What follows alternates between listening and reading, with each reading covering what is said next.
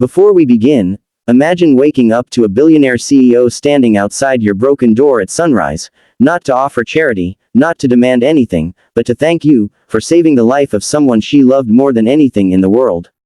This is the story of a poor single father who took the only night job no one else wanted, yet his single act of courage turned his entire life upside down by morning. Trust me, you'll want to hear every second of this.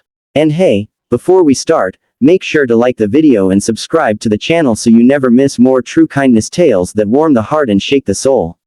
Ryan was a poor single father whose life had collapsed the day his wife passed away, leaving him alone with a 6-year-old daughter, Asa, who depended on him for everything. Their tiny rented room leaked when it rained, the electricity often went out, and the landlord never missed a chance to remind him of overdue rent. Every day, Ryan worked 2 shifts, but it was never enough. Food prices kept rising, and Asa needed school fees, shoes, and medicine for her recurring cough. When the factory he worked at reduced his hours, he found himself pacing the streets late one night looking for work, any work. That's when he came across a notice taped to an old streetlight: night security guard needed, high pay, immediate start. But below that, someone had scribbled, dangerous location. No one stays more than a night. Ryan stared at it, tempted yet uneasy. But hunger speaks louder than fear, and the thought of Asa sleeping on an empty stomach burned stronger than any warning. He took the number, got hired instantly, and by 10 p.m. he was reporting to an abandoned, half-constructed corporate building situated far outside the city. The manager didn't hide the truth. Suspicious noises, missing tools, strange lights, everyone who worked nights quit by morning. But Ryan couldn't afford the luxury of fear. With an old flashlight, a frayed uniform, and a promise to Asa that he'd be home before she woke, he entered the dark building. Hours passed quietly until around 2 a.m., when he heard a metallic crash from the underground basement. His heart thumped, but his feet moved anyway. The image of Asa fueled his courage. As he descended the dusty concrete steps, he saw something unexpected: a young girl, maybe 8 or 9, sitting behind construction materials, crying, bruised, freezing, her hands tied. Shock washed over him. This was no ghost story. Someone had kidnapped her and left her there. Without thinking, he freed her, gave her his jacket, and asked who she was. She whispered her name, Alina. When he asked her address, her answer hit him like thunder. She was the daughter of Mayor Yusuf, the billionaire CEO of Yusuf Industries. That name alone could shake the entire city. Before Ryan could process anything, footsteps echoed above, heavy, rushed, dangerous. Someone was coming back. He grabbed the trembling girl, lifted her into his arms, and ran through the pitch-black corridors, avoiding every creak and shadow. The kidnappers were returning, furious, shouting orders. By the time he managed to slip out the side door, dawn was breaking. Ryan raced home with the girl hidden under his jacket, praying no one followed him.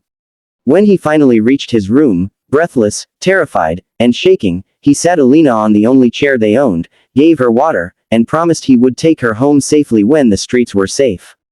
But he had no idea that by sunrise, the entire city would be looking for her, and that his doorstep would become the center of a billionaire's desperate search. Before the sun had fully risen, helicopters were circling overhead and police sirens echoed through the narrow streets of the old neighborhood. Ryan peeked outside and saw officers moving door to door with urgency. Alina sat quietly, wrapped in his blanket, still frightened but comforted by Asa, who offered her biscuits and tiny smiles.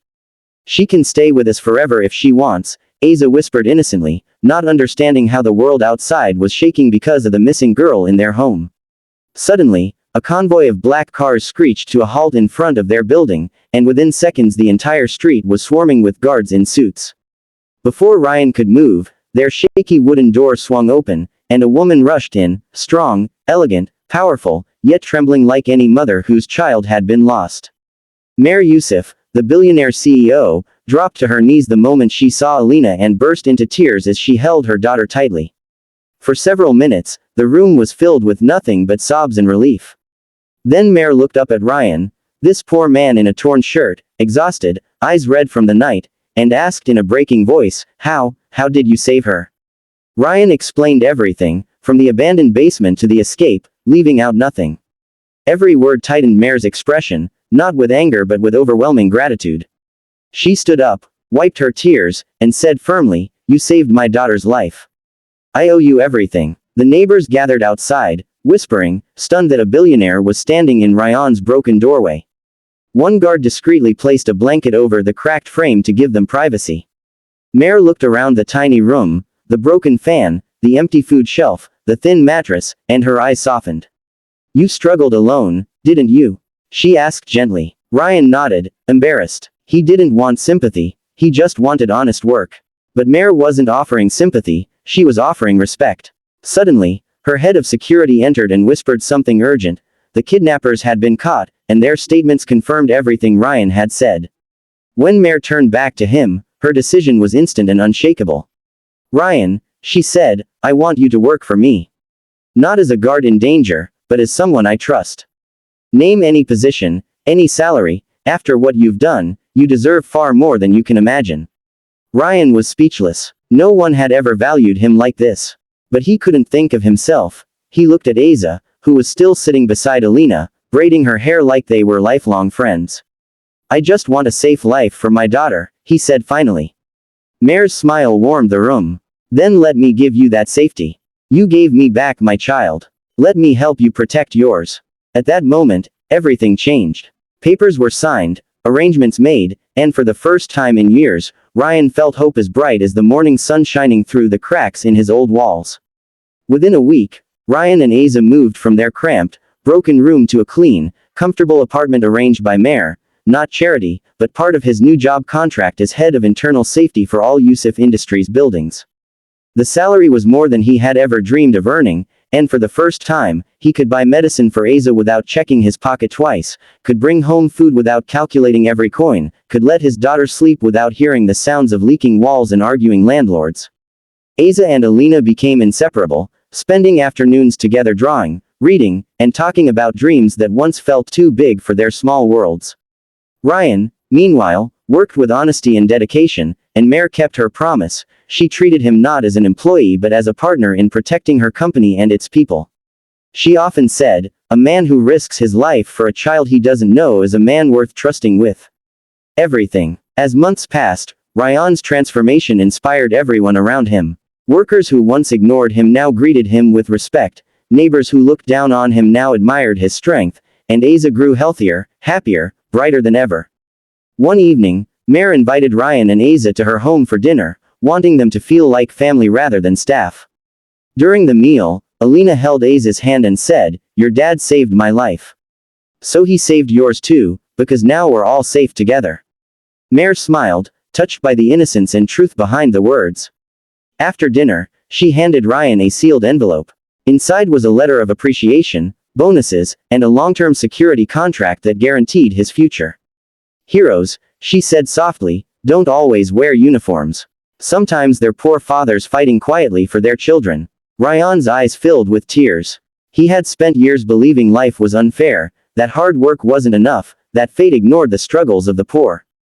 But now he realized something powerful. Sometimes fate tests you hardest just before giving you everything you deserve. As he walked home with Asa that night, he held her tiny hand and looked at the sky, clearer than he had ever seen it. A new dawn had begun for them, not because of money, not because of luck, but because of kindness, courage, and a night job no one wanted, which turned into a miracle at sunrise.